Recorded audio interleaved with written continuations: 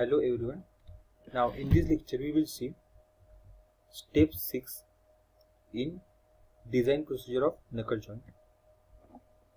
In last lecture we have seen step 5, failure of single eye or rod end in crushing. So in crushing stresses for single eye, this area is effective area, and this area is the area resisting the crushing is d1 into t.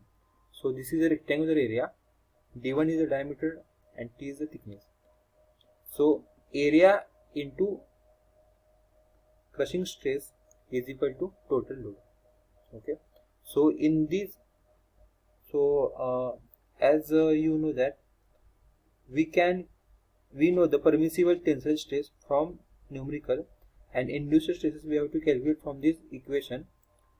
If induced stresses is more than permissible tensile stress, then there will be failure in this part due to crushing. So to avoid that failure, we have to increase the value of area so that the induced stresses will be less than permissible tensile stress. Okay, the induced stresses will be less than permissible stresses. So for that you have to increase the value of small t. Now in step 6, failure of the forked end in tension. This is a double eye or forked end, and due to tensile force, this area is effective area. This area is affected area, which is designated here in red color. Okay. Since the forked end or double eye may fail in tension due to tensile load, the area which resists the tearing is equal to, so the outer diameter is d2, inner diameter is d1, and d2 minus d1 will be this length into t is the thickness. So d2 minus d1 into t will be the area of 2 rectangles, and into 2 means area of 4 rectangles. So the total area is 2 into d2 minus d1 into t1. Okay, and the tearing strength of the forked end is equal to area into tensile stress, that is permissible tensile stress. Like in step 5 we have seen that we have to first calculate the induced tensile stress in forked end. Okay, and if this induced tensile stress is greater than permissible tensile stress, then we have to increase the value of either this value, that is d2, or we have to increase the value of t.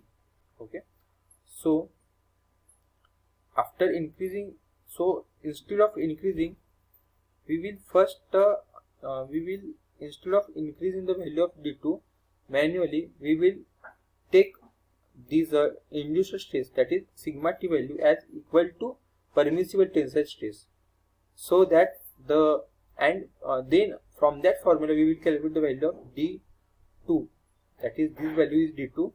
There is a small mistake, it is written as d4, but it is a d2 minus d1. Okay, so from that we can get the value of d2.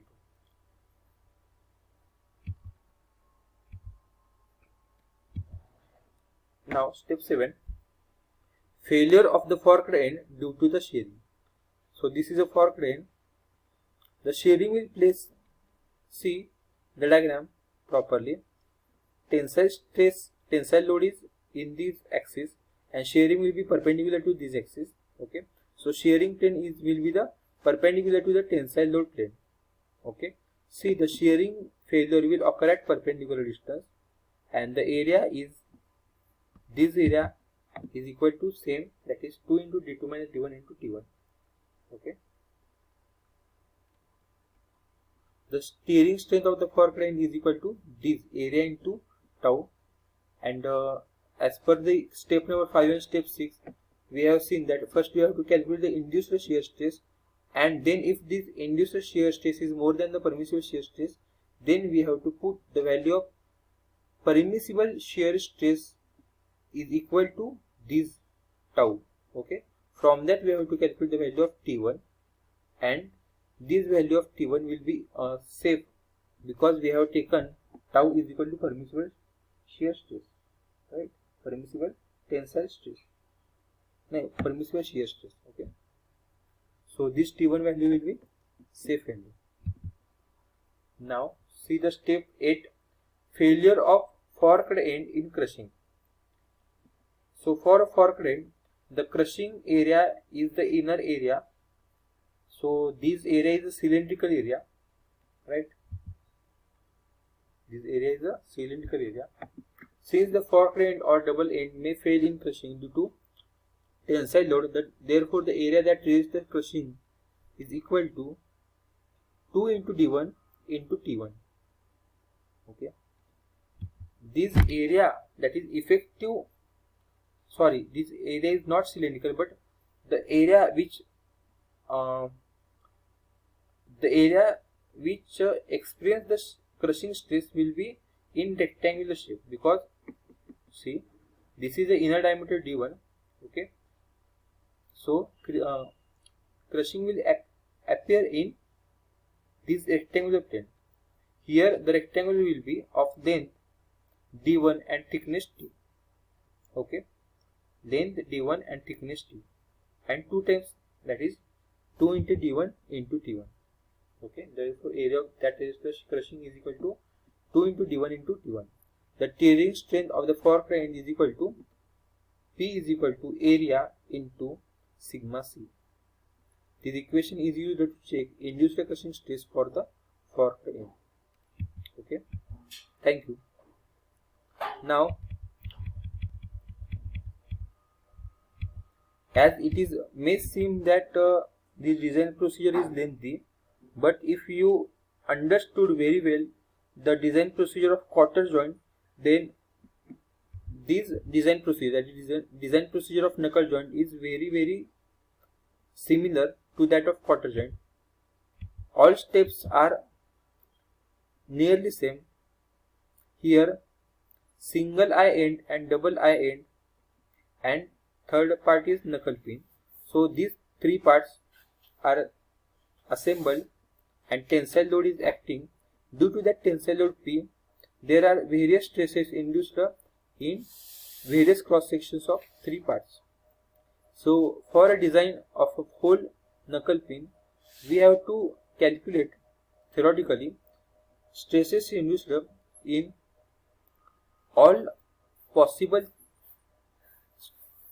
sections or all possible planes at various 3 parts. Okay, at various point of a 3 parts.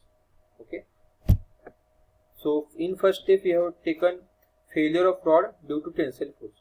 So here we have taken this part.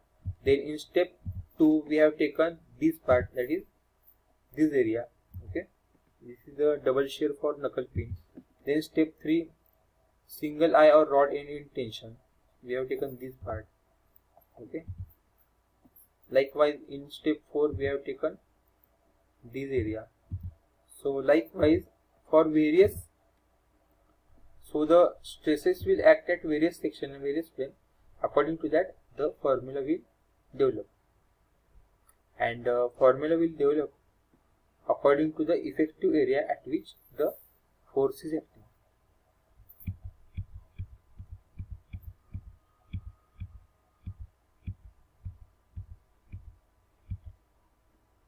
So this is a detailed design procedure for a knuckle joint.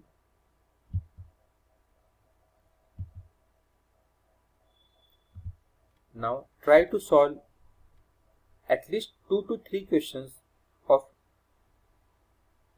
individual, that is design procedure of knuckle joint and design procedure of quarter joint in your notebook, and if doubt comes then contact me. Thank you.